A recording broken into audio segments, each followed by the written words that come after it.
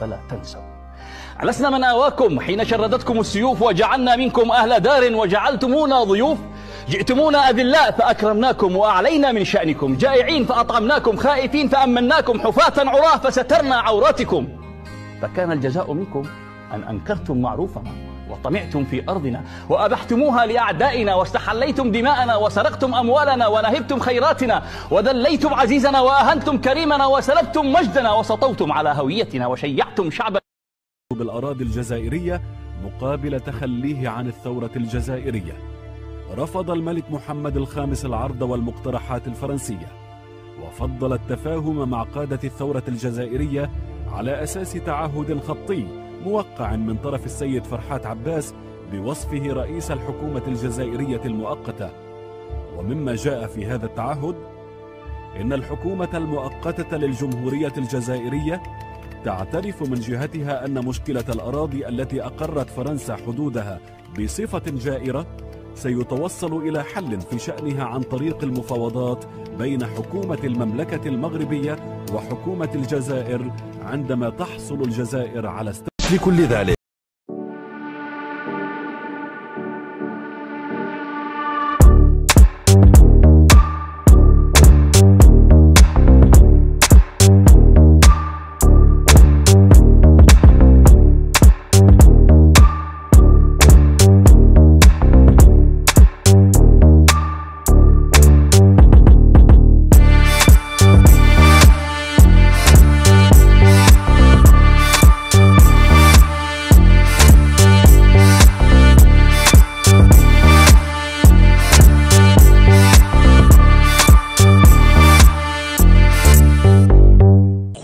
L'Algérie n'a-t-elle pas débouché sur la constitution d'un État? Tout simplement parce que l'Algérie a toujours été écartelée entre deux voisins puissants, l'Empire marocain et la Tunisie également, qui est un vieil État qui existait plus à l'est. Et l'Algérie est passée ensuite directement sous la colonisation turque au XVIe siècle, jusqu'en 1830, et après sous la colonisation française. Et c'est la France qui a créé l'Algérie. La France a créé l'Algérie, d'abord lui a donné son nom, et a rassemblé les populations à l'intérieur de frontières tracées par la France aux dépens du Maroc. Car n'oublions pas que toute la partie ouest de l'Algérie est historiquement marocaine. La France a détaché toute la partie ouest de l'Algérie du Maroc, pour rattacher à l'Algérie Colombéchar. Toutes ces oasis sont des oasis qui sont marocaines. Tindouf est une ville marocaine. Et la France a donc créé l'Algérie, a constitué l'Algérie. Et plus encore, la France va lui donner le Sahara, qu'elle n'a jamais possédé, pour une raison très simple, c'est qu'elle n'existait pas. Et De Gaulle va rattacher le Sahara à l'Algérie et va créer cette Algérie, qui est un État qui naît véritablement au mois de juillet 1960.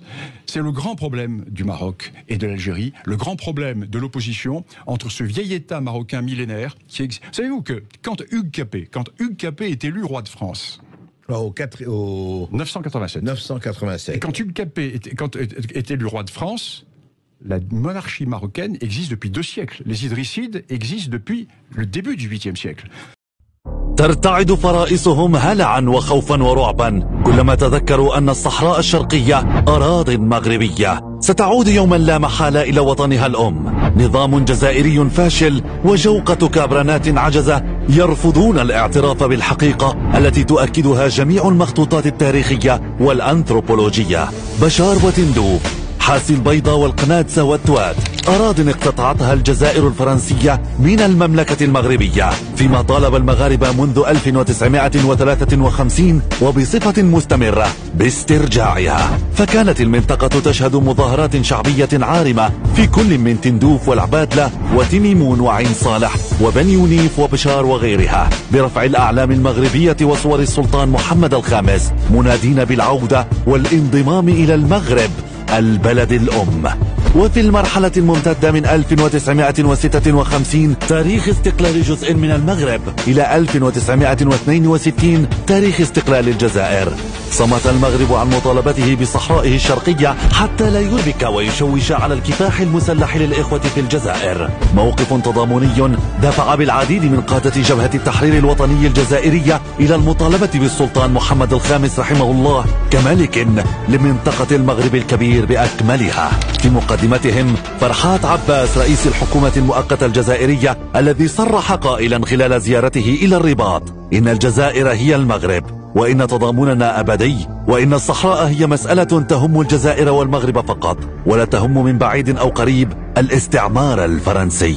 هكذا تقرر تأجيل المطالبة بالصحراء الشرقية إلى ما بعد استقلال الجزائر، كما رفض محمد الخامس أي مباحثات في الموضوع من الرئيس الفرنسي دوغول، الذي كان يفاوض سرا وعلنا الحكومة المؤقتة الجزائرية حول التنازلات المتبادلة بين الطرفين قبل الإعلان عن الاستقلال.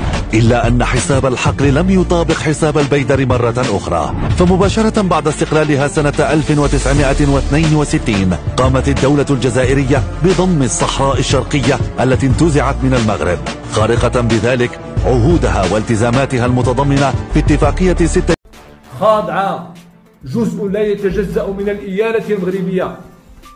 الشيء الجميل على أن قبيلة دوي منيع كانت من أهم القبائل ومن أهم الرعايا التي حملت القلم والسيف والسلاح دفاعا عن كرامتها ودفاعا عن بيعتها والتزاما بعقد البيعة المتجسد في الدفاع عن الحدود الترابية. كما أنه لدينا العديد من الوثائق حول الصحراء الأطلسية. هذه رسالة ديال السلطان إلى الشيخ ماء العينين. العديد من الوثائق للأسف يجهلها أبنائنا. أنت ما تقدرش اليوم تمس بناية من البنايات في الجزائر العاصمة بدون قبول أو رضا فرنسا بأنها لا يمكن أن ترمم بل تطيح.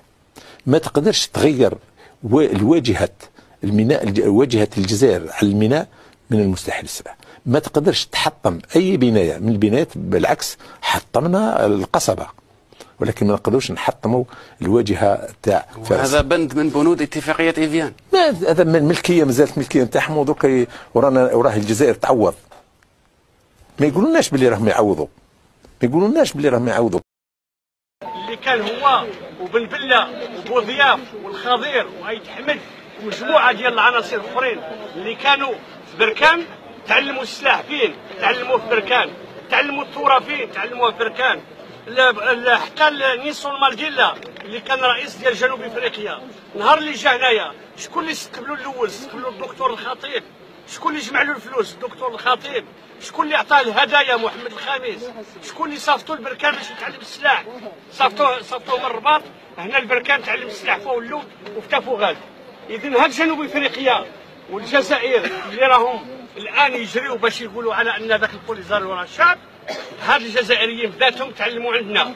حتى الهواري بومدين فيه كنيبات في القهوه ديال الوالد ديالي، القهوه ديال القصبه اللي قدام الموقف. في كان هذا نيلسون مانديلا كنيبات هنا فوق اللوت وكنيبات في تافوغال في القلعه نتاع بن زناسن. بان كيمون ربما غلط، ما قراش التاريخ مزيان، ما قراش على ان التاريخ ديال بن زناسن في حروب دائمه مع العدو. ما قراش على ان تركيا اللي احتلت الجزائر ما استطاعتش تحتل المغرب بفضل التضحيه نتاع قبائل بني زناسن.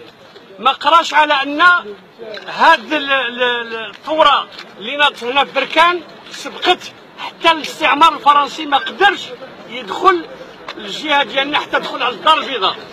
قلعه بني زناسن هي قلعه للدفاع عن الحوزه الترابيه والوحده الوطنيه. تافوغالت إذا كانت المغرب كيحتفل ب20 غشت نتاع ذكرى ثورة الملك والشعب، تافوغالت دارت الذكرى وفتحت الثورة في وجه الاستعمار من أجل عودة محمد الخامس في 16 غشت ماشي في 20 غشت. وثيقة الاستقلال اللي كيقولوا تسنيات في 11 يناير من أجل المطالبة بالاستقلال ما تسنياتش في فاس، تسنيات في الدار ديال بن عامر. فماذا؟ إذن هاد القبائل تاع بني زناسن عندهم تاريخ. وبان كيمون إلا كان بالفعل كيقول تقنين المصير ولا كيقول الاستقلال ديال الشعوب لماذا لم يتكلم عن القضية الفلسطينية اللي مستعمرين من طرف الصهاينة سنة 1948؟ لماذا لم يتحدث عن باقي الأقاليم اللي موجودين في الجزائر؟ القبائل اللي خصهم حتى هما تقرير المصير، توارقة طوارق في جنوب الجزائر. حنا إذا كنا نهار الأول ساعدنا الجزائريين وضحينا ب500 ألف مغربي مات في الجزائر، مستعدين كذلك نحلوا الفروع والديار ديالنا لرجال القبائل ديال الجزائر باش نديروا لهم ثانيه الثوره المضاده. كما بغاو يقسموا لنا بلادنا نقسموا لهم بلادهم باش نعطيو لهم درس مزيان اشنو هما القبائل ديال بني جاسم وشنو هما المغاربه. نحن مع الوحده الترابيه، وخص المغرب الان ماشي يقول غادي نحرروا غير الصحراء. الصحراء حنا حررناها، خصنا تحرير تندوف، بشار، عين الصفراء، القنادسه، زبوش الوسط، بني والنيف، زاويه سيدي عبد القادر، توات، مليون كيلومتر مربع من الاراضي المغربيه. للاسف السلطان الراحل محمد الخامس رحمه الله دار الغلط مع فرنسا اللي ما شدش الارض ديالو نهار اللي فرنسا قالت له اجي دير الارض ديالك. الحسن الثاني رحمه الله نهار اللي كان الجنرال درس بن عمر بغى يدخل داخل يوصل حتى الوهران، عيط له الحسن الثاني الله يرحمه قال له ارجع، انا صفتك تدافع ما صفتكش تهجم. الجولان في سوريا حنا ضحينا معاهم مع السوريين، المصريين ضحينا معاهم، قلنا هذه الدوله الجزائريه مع من ضحاها دائما هي تبكي. حتى الشعب المغربي خلاته الشعب الجزائري خلاته بالجوع، رغم انها عندها المداخل ديال البترول وصلت 300 مليار. قولوا لنا فين هي 300 مليار ديالكم؟ خسرتوها من هنا ومن هنا، تشريو في رؤساء الدول وتشريو في رؤساء نتاع البعثات الدبلوماسيه ديال الامم المتحده، ونسيتوا الشعب الجزائري اللي خليتوه بالجوع، لدرجه ان جميع الجنرالات اللي ما عنده 30 40 مليار دولار سرقها ودارها في سويسرا وفي دول اخرين. المغرب سوف يدافع بكل قوه عن ارضه ومحيطه الجغرافي والتاريخي، ونحن امه اللي عندها تاريخ ديال 15 قرن. وشكرا لكم.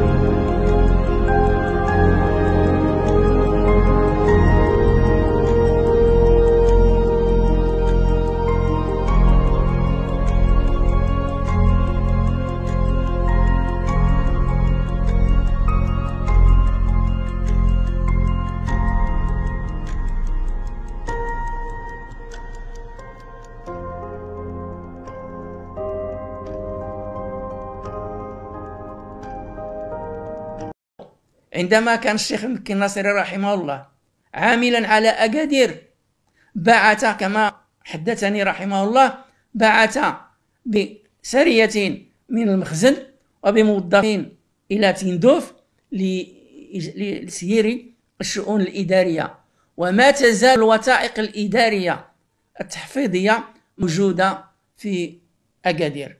إذن فهي صناعة فرنسية، صناعة استعمارية بحق وحقيق. إذن الشيخ الريسوني، أو احنا كما نقول في المغرب العالم الريسوني، العالم الريسوني، لأن لنا في المغرب مصطلحات تختلف عن مشارقة، وعندنا اعتبارات ومبادئ لا يعرفها مشارقة، ولذلك نطالب منهم أن يكفوا أداهم عنا. فقد صدروا لنا الفكر العروبي وصدروا لنا القومية العربية، فيها منها ما هو مصري ومنها ما هو سوري ومنها ما هو عراقي، وبقي المغرب صامدا.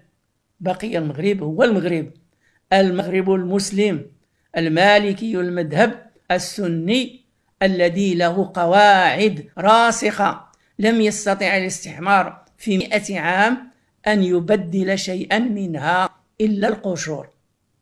لذلك نقول بأن ما ذهب له الشيخ أو العالم الريسوني في دعوته إلى تحرير مواطنين في تندف، أولئك أبناؤنا يجب أن نعيدهم، كما أن حدود الشرقية هي حدود لا ينكرها لا ينكرها إلا جاهل. عليكم أن تعودوا إلى التاريخ، وعليكم أن تعودوا إلى ما فعل المغاربة أثناء حرب التحرير، سواء حرب التحرير وما قدموه من مساعدات،